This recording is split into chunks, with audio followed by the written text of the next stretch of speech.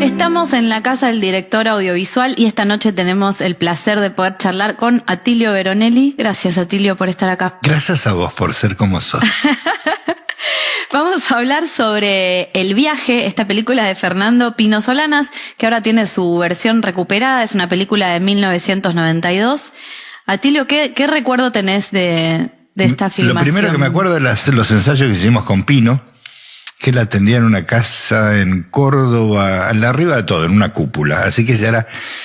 Y tenía una sucesión de gente que te hacía, por ejemplo, una secretaria llamada Dolly, y yo lo escuchaba a él cuando estaba dentro con él en la oficina, él siempre te hacía un dolly antes de entrar. Ponele, vos venías a hablar con él, hacerle un dolly a Jazmín, y entonces Jazmín tomaba un café con Dolly, que le hacía como unas preguntas. Y después lo que me acuerdo es de haber estado subido en un escritorio, sí, interpretando, porque lo que finalmente se vio en la película que yo hice era una especie de imitación estilizada de Menem, que era el presidente en aquel entonces, al cual tanto Pino como yo odiábamos profundamente, cosa que se ha mantenido hasta nuestros días, pienso. Sí. El odio sigue fresco. Tenía un nombre muy particular, él era Presidente Rana. Presidente Rana, sí, porque la idea era que todo Buenos Aires se inundaba, cosa que para la época y los recursos técnicos que se hacían se hizo bastante bien, y la escena cumbre mía era en el Congreso, bajando, rodeado de toda la parafernalia del poder y contestando preguntas de los periodistas, con la misma impunidad con la que la hacía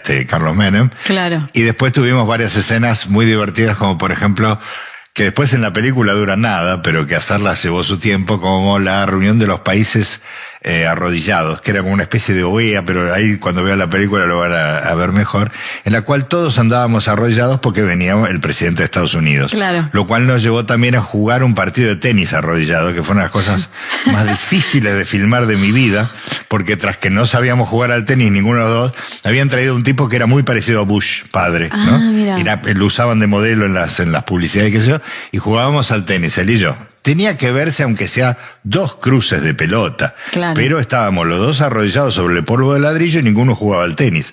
Creo que grabamos 6 horas más o menos hasta que logramos que la pelota fuera y viniera 2 veces. Mis recuerdos son esos, de cosas muy divertidas y muy cansadoras, y de que en el momento me pareció que Pino era un tipo muy creativo y muy abierto a la creatividad de los demás. Es decir, que si bien él tiene como una estética propia, cuando uno lo carga habla del humo que hay en sus películas, siempre aparece alguna escena con neblinas que no vienen al caso y todo lo demás, él se abría mucho a lo que proponíamos los demás, porque yo no sé si de entrada mi personaje iba a ser como Menem, pero yo subido en uno de esos escritorios en su oficina después de hacer un dolly, me puse a hacer eso y se empezó a morir de risa, y entonces quedamos en que era eso. El día de grabación, yo creo que era verano, o por lo menos hacía mucho calor, yo atravesando Hipólito Yrigoyen y Entre Ríos, vestido todo de blanco con las patarranas, también es una experiencia divertida para los actores, que acostumbramos a hacernos los payasos en los estudios. Pero cuando tenés que andar por la calle con todos que te miran disfrazado de una cosa así rara, tiene loco, ¿no? Es divertido, tiene su cosa. ¿En qué momento se hicieron tus escenas? O sea, porque es una película que se filmó en muchísimos lugares distintos. Se filmó en Ushuaia, en Buenos Aires, en Brasilia, en Machu Picchu y Cusco, y en Oaxaca, México. ¿En qué momento del rodaje? En la parte que estaba en Buenos Aires, a mí no me llevaron. Pero no sabes si ya habían empezado a filmar hacia un montón, o si fue el final algo habían hecho. Porque el rodaje mismo debe haber sido un viaje para todos los que participaron, claro, ¿no? Como un súper viaje. Igual, sí, no sé la verdad en qué momento de la cosa era. Sé que se le puso mucha bola, y me acuerdo de algo que me dijo Pino, que es, si una película puede tener 3 o 4 momentos como el que acabamos de filmar, ya es una buena película. Así que yo me quedé esperando el estreno a ver si había 3 o 4 más. Qué genial. Porque el mío ya estaba aprobado. ¿Y los encontraste? Más o menos. Para mí, no sé si hay que decir esto en un documental sobre una película, pero para mí la película se diluye en lo largo de la narración. Es como si yo, por contarte a vos lo que me pasó, te cuento cada detalle del momento que voy a decir, bueno, no me hacía falta saber. Hubieses querido Una versión comprimida. Un poco más sintética, sí, de lo que pasaba. Me parecía buena idea todo, pero me parece que es como, hay directores, entre ellos Pino, que no se le quita mérito por eso, que se regodean en sus propias imágenes, en las cosas que ellos logran. Entonces por ahí había más inundación de la que hacía falta, o había más Mato Grosso del que hacía falta, para contar lo que había que contar. Creo que lo más difícil de nuestra profesión sigue siendo, desde el principio lo fue y siempre lo será, saber qué es lo que uno cuenta y contarlo de la mejor manera posible. Ahí está la diferencia entre un teatro de cuarta y de Romeo y Julieta. Sí, ¿no? Y tenés una mirada un poco autoral sobre el material que te toca actuar, por lo que me estás contando. Sí. Hay algo como de la estructura que... Más cuando es humor. Claro. Pero el humor también te enseña mucha síntesis, porque no podés diletar con el humor. Claro. Vos tenés que ir a hacer el enunciado y rematar casi siempre. Sí, hay como... Entonces tiene que, tanto el enunciado como el remate tiene que ser. Yo me he pasado, por eso a veces me disgusto con la gente más joven, que veo que hacen programas de humor o sketch o cosas de YouTube, lo que sea, que tienen un final así nomás. Y yo me acuerdo de la época que yo escribía con Antonio, por ejemplo, de pasarnos fácil 5 horas así, como si fuera un partido de ajedrez, pensando cómo lo terminamos. Porque buscando para nosotros, el remate. Claro, el remate es lo esencial. Y hay muchas cosas que empiezan, porque es fácil empezar. Ah, sí. Y es fácil empezar también a escribir, es fácil empezar. Y después llega un momento que decís, bueno, estoy en página 65, tendríamos que ir terminando, y se notan esas cosas a veces. No digo que sea el caso de la película, pero sí digo que a veces los directores, sobre todo en cine, que tienen el asunto de enamorarse de la imagen, se enamoran por ahí más de la cuenta y no cuentan lo que tienen que contar. Y sí, es difícil. Y es difícil, supongo, también el proceso, ese nivel de edición o de montaje se da en las distintas instancias de la película, ¿no? En el guión, después en rodaje, saber, bueno, con cuántos planos vamos a contar esto. Después, en el mismo montaje de la película, decir, bueno, esta parte la dejo ir, la suelto. Suponete que yo quiero contar algo, que esta entrevista que vos me estás haciendo. Por ahí con enfocarte estaría bueno. Pero si yo soy director de cine y me enamoro un poco de las imágenes, por ahí me quedo haciéndote un paneo de la mano. Sí, ¿por qué no? En el momento yo lo veo y digo, mirá, qué bien, qué linda mano tiene. Pero a lo que fríamente uno debería decir que es, no, yo acá lo que cuento es que ella se sentó y me empezó a preguntar. No venía eso. No. Entonces por ahí vos ves planos de los lugares que decís, qué lindos lugares, ahora para lo que yo quería no me está contando. Pero eso pasa en millones de... Por otro lado, la película tiene estas cosas maravillosas como el lugar inundado, el pueblo inundado, que te transportan realmente, porque son imágenes poco frecuentes más para un cine nacional, que cuando hace las cosas bien la gente dice parece una película extranjera. Sí, ¿viste? Qué locura. Porque lo normal acá, yo creo que tiene que ver con un curro argentino, que es currémonos el crédito, ¿no? Ah, mira. En general, como la idea es currémonos el crédito, se hacen escenas que uno dice, ¿por qué?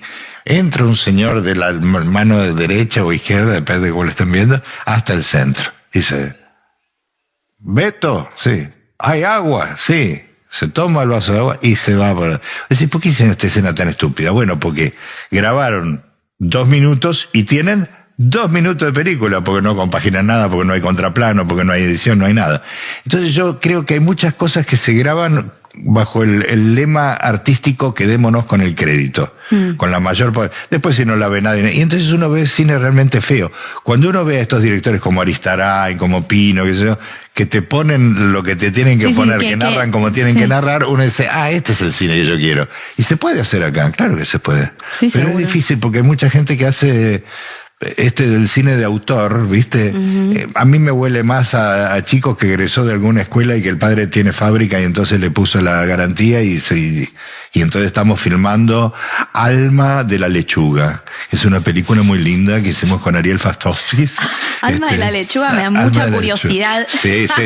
Yo la vería solo para saber cómo es la historia. Vos la verías sola, serías la única que iría, porque duraría una semana en el Tita Merelo que ya no existe. Alma de la Lechuga. ¿Por qué nunca alguna vez te cruzó por la cabeza dirigir cine? Sí, pero sabés que me explicaron que yo no tengo un padre con fábrica y que yo no puedo, como no egresé de ninguna escuela de cine, no tengo la experiencia necesaria para hacerlo. Pero deberías, porque tenés como un punto de vista muy fuerte. No, pero no me dan el crédito porque no tengo la experiencia necesaria. No, tenés que intentarlo. No puedo, no tengo la experiencia. Señores, en el Inca, Atilio Veronelli quiere filmar. No tengo la experiencia necesaria. Me lo dijeron así, yo dije, bueno, si yo no tengo la experiencia necesaria, está bien. No, pero, ¿y un cortometraje o ponerte a experimentar desde lo que me dijeron que yo tengo que hacer es ponerme a dirigir con otro señor, que ya haya dirigido y entonces manguearle la mitad de la dirección, entonces la próxima ya me puedo meter. Y me da bronca, porque yo quiero hacer otra cosa, yo quiero hacerla, o sea, yo he dirigido televisión también sin manejar el switch. Y teatro también. Y teatro, bueno, pero teatro sí, en teatro bueno, uno hace lo que quiere. Lenguaje, pero... Es otro lenguaje. Pero acá que tenés que manejar la camerita y las cosas técnicas, yo te digo la verdad, yo no sé qué lente pondría, pero sé que me rodearía de tipos que sabrían cuál es el lente. Bueno, entonces, como no sería hacen ese todos los problema. directores cuando empiezan, Calculo quiero que sí. decir. No... Calculo que sí. Y la crítica que se me hace para poder ejercer la función, que carecer de experiencia, me parece que es la más risible, porque si yo te tiro el currículo encima, te tapo. No, y además, ¿cómo hace uno para adquirir experiencia si sin no atravesar la experiencia? Exactamente. ¿No? Pero he visto, hay cosas, hay gente que hace cine sin hacer cine, hay gente que hace cine haciendo televisión. Esta conversación la contenían con el plano y contraplano y nada más. Nunca habría un recorrido del lugar, nunca habría un plano corto o cortísimo nuestro de alguna reacción. No, eso no existe. Es pelémoslo, que acá lo que importa, y ahí es donde se va el 90% del cine. El cine es mucho más imaginación que, si no, haríamos todo cine, porque hacer televisión es una pavada. ¿Qué sentís con respecto a la iniciativa de recuperar estas películas? Que ahora, no sé si lo notás en la pantalla, pero es como si la hubiesen filmado ayer, Sí, está bueno. En cuanto a la calidad y el sonido también. Está bueno, y es lo que habría que hacer con todo el cine. Sobre todo nosotros, claro, tenemos una cosa en general en la sociedad muy sexual, es decir, se le da bola a aquello que se puede coger. A lo que no se puede coger no se le da bola. Tomen nota, no señores. Se puede decir coger, bueno. Entonces cuando uno ve el cine de los 40 y los 50, que para mi gusto es el mejor cine que hemos tenido, a nivel policiales, a nivel comedia, etcétera, uno ve que eso no se hace con ese cine. Ese cine se deja para las tardes de no sé de qué canal de cables lo estarán pasando ahora. Y la verdad es que ahí tenemos, cuando se habla de cultura, ahí está la cultura. Ahí está Sandrini, ahí está Olinda Bozán, ahí está Nini Marshall. Si te olvidas de eso, es como olvidarte de la Revolución de Mayo. Y sin embargo, claro, tiene un poco más de sexo el viaje. Porque el viaje es del 90 y pico, entonces más o menos la gente... Es sexo de los 90. El otro es sexo de los 40. Es gente madura a la cual todavía podrías empomarte, pero los del 40 y del 50 quedaron afuera. Son viejos chotos que están muertos todos. Vos ves la película, están muertos, salvo Mirta, todos los demás murieron. Viste, por eso ella dice que el público se renueva, porque claro, los demás se van muriendo y ella sí. Pero, digamos, la historia es esa. Vos ves esa película y a nadie le importa. Nosotros hacíamos, lo vuelvo a citar a Gasalla porque es mi gran referente y maestro, nosotros hicimos durante varios años un programa que la gente miraba, que llegó a tener en Canal 7 30 puntos de rating, y los cassettes master, con todo eso se pusieron en un lugar que llovía, y la única persona que tiene alguna copia de eso es Gasalla en la casa en VHS. Gracias a Dios, pues si no, no estaría en ningún lado. Porque él los grababa, si no, no estarían en ningún lado. Y de hecho ahora se está repitiendo el ciclo siguiente, que algún productor lo guardó. Pero de eso que estamos hablando del 88, 89 y 90, no quedó nada. Imagínate si no cuidamos lo del 40, Tango, la primera película que debe haber sido del 19, del 20, no sé cuándo fue. Eso la gente no tiene idea, es como los libros. Yo hablo con los pibes, con mis hijos y qué sé yo, y hay libros que no saben que existen. Sí, y que por ahí no los conseguís. Chico era obvio que existía y que lo tenías que haber leído.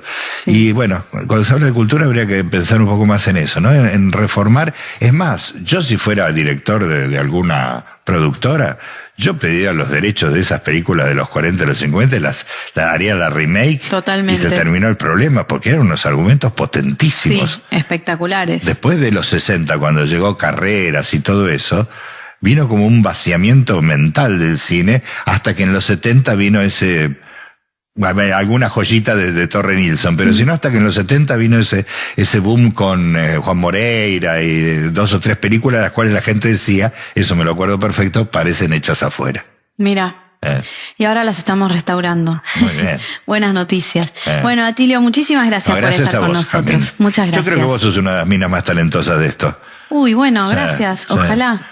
Pensé que te iban a hacer reportaje a vos en Belerreyes, que yo iba a estar esperando un rato a que terminara. No sabía que era vos. No. Más completa todavía. Increíble. Bueno, gracias. Muchas gracias, Atilio. Vamos a invitar entonces a nuestro público a disfrutar del viaje, la película de Fernando Pino Solanas, como nunca la vieron.